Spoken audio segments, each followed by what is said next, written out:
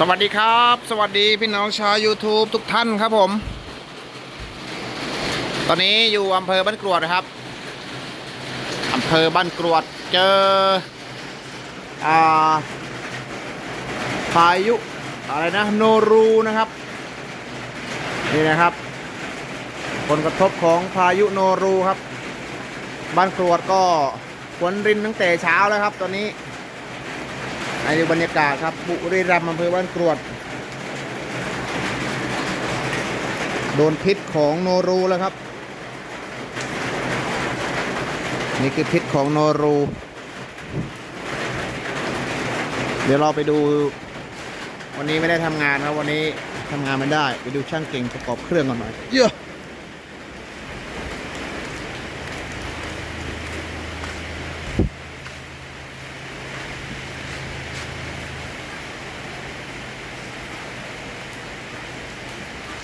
เอาไปทางไหนล่ะ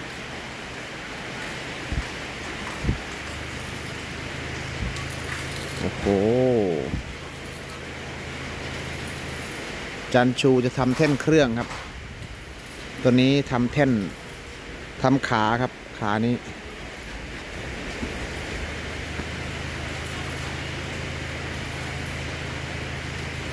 ทำขาเพื่อที่จะยกเครื่องขึ้นนะครับยกเครื่องขึ้นแล้วก็จะสตาร์ทเครื่องตรงนี้เลยโอ้หัวฉีดยังไม่ได้เอาไปเช็คเลยพี่เอาหัวฉีดไปเช็คไหมฮะ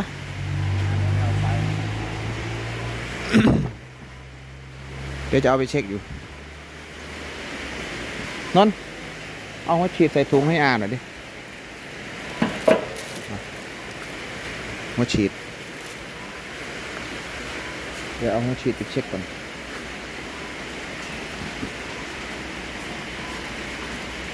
อันนี้ไว้ดึงอันนี้ออกไว้ดึงออกได้ไหม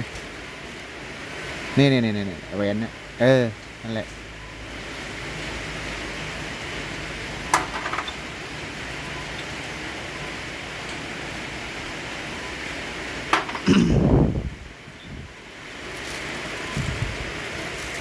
เช็คหัวฉีด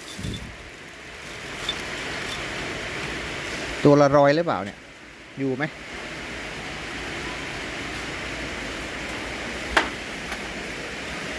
เช็คตัวละกี่บาทแล้วพี่ฮะบอก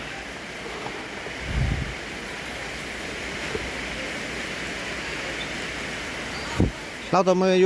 ยู่กรูตูกรบโทยเสียเลยต่อไปปลิงคลัง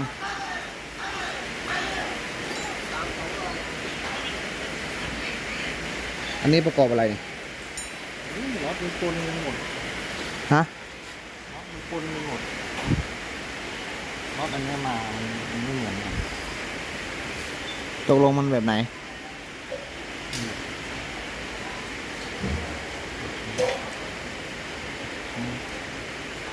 จริงๆก็เป็นอย่างนี้ยาวมันจะมีเบอร์ไม่ใช่เหรอนี่ต้องไปดูเบอร์ในตำราอันนี้การเบอร์4น็อตเนี่ยพอไม่ได้เนี่ยมันคาดกัน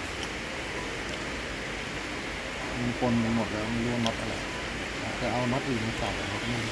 น็อตนี้ยังมีเลย น็อตอะไรนี่ที่เป็นแหวน น็อตแหวนมันใส่ตรงไหนมันน่าจะเป็นแบบตัวนี้มากกว่าพวกนี้เก็บไม่มีจุดนอกว่าเฮ้ยยกเลยยกยังไงได้วะ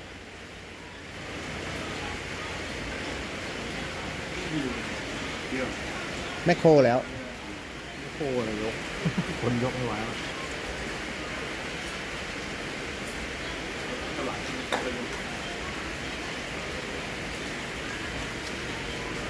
อันนี้เชื่อมเลยอ่ะเชื่อมแล้ว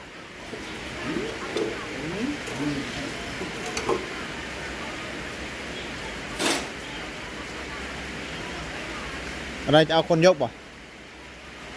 ฮะพี่เอาอาเคไหม ฮะ ที่เนี้ย ฮะ ที่ยก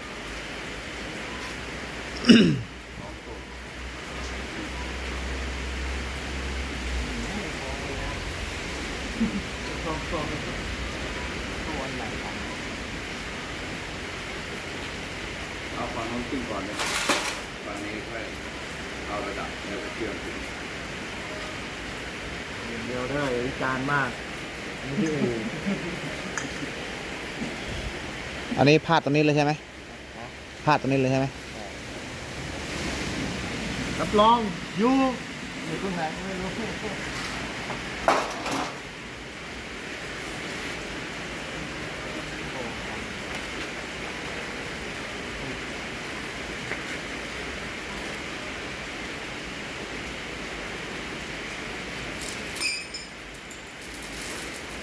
วันนี้ได้ฟังเสียงเครื่องแน่นอน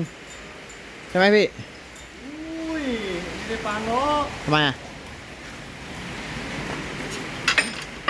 อะไรไม่เห็นเลยอะไร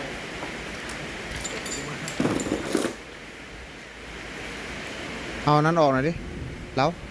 เก็บอันนั้นออกหน่อยนู่นอ่ะไอเครื่องตัดนะถอดออกเลย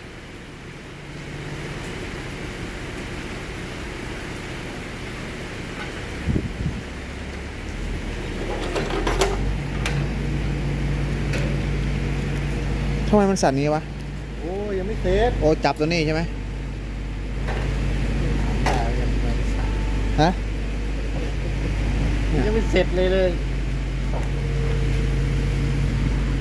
เฮ้ยกรองนี้ก็ไม่ได้ถอดดูนะเนี่ย โอ้ยเน่า ฮะ เน่า ต้องถอดเปลี่ยนด้วยนะพี่ ถอดหมดแล้ว ฮะ ถอดมาหมดแล้ว ถอดดูแล้วบอกเป็นยังไง โอ้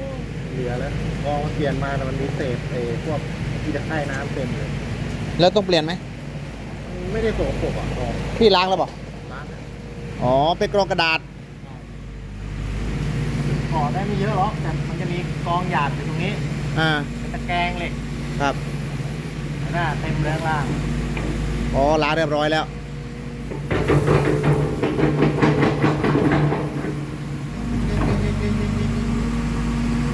โอ้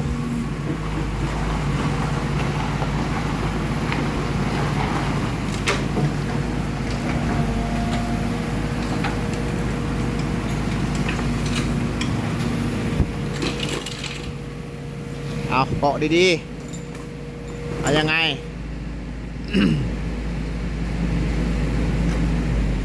โอ้เต็มเลยขาโซ่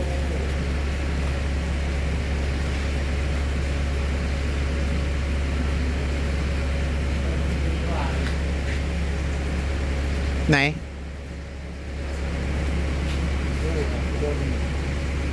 นั่นนะนี่อันนี้ก็ได้นี่พี่นี่ เฮ้ยเดี๋ยวเอาในรถมันดิเส้นใหญ่อะเส้น เอาเส้นสีทองด้วยเหรอ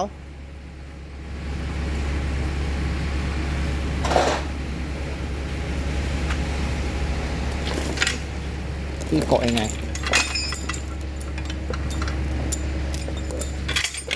นี่ไงตรงเนี้ย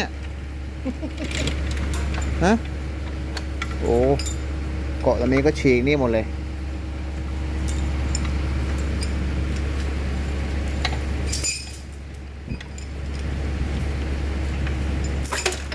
เอานี่แหละครับพึ่นพึ่นพึ่นพึ่นโอ้โห จัดเลย โอ้ เอายังไงพี่ เอาไง อะไรฮู้ฮู้หุ้ยอะไรเนี่ย หนักคู่เลย ยังไงร้องยังไง ลองนู่น วางหน่อยวางหน่อย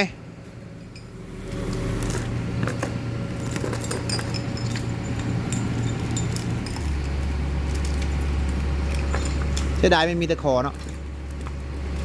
ลิดเลย ฮะ ลิดเลย ซื้อตะขอมาแปะตรงนี้ เชื่อมตรงนี้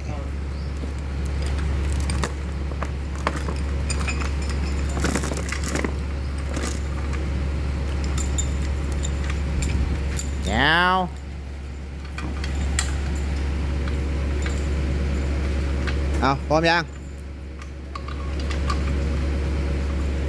ยังวางไม่ได้ โอ้ฝั่งนี้ประกอบหมดแล้วนี่หว่า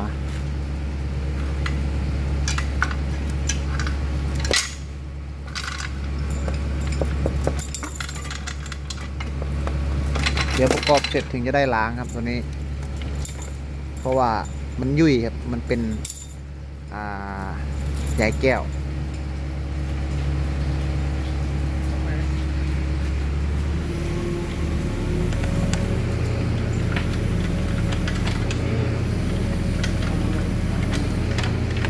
ให้มันไป ได้ยัง ค่อยๆค่อยๆค่อยๆค่อย เดี๋ยวลงก่อน ๆ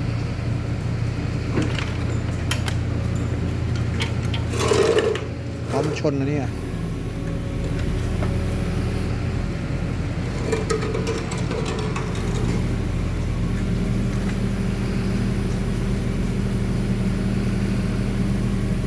วางชนตอนนั้นแตกไหมพี่ออยอ่ะ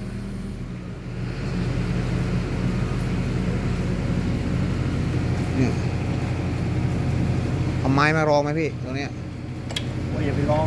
ยิ่งบีบ บ่ นอนอ๋อเอาลงก่อนลงก่อนลงมาก่อนหนักเว้ยตรงนี้ลงอีก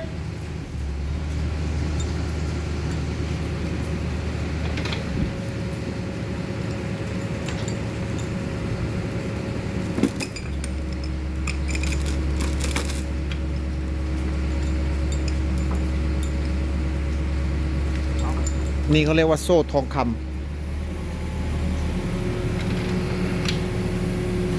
เบาเบาเบา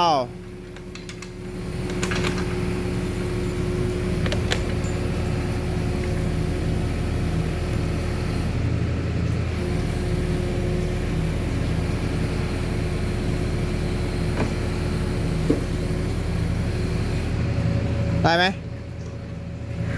เรียนเป็นตะขออีก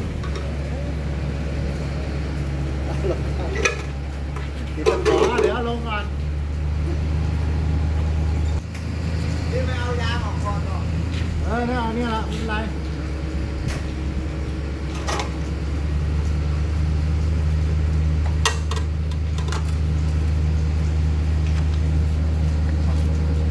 โอเค ลงมาก่อน เดี๋ยวจะได้ประกอบพวกฝาสูบนะครับ เข้าไปแล้วก็จะได้ติดเครื่องรองตรงนี้เลยอ่ะเจอกันใหม่คลิปหน้าครับผม 6RB1 ครับเครื่องตัวนี้ทำโดยช่างเก่ง รถยก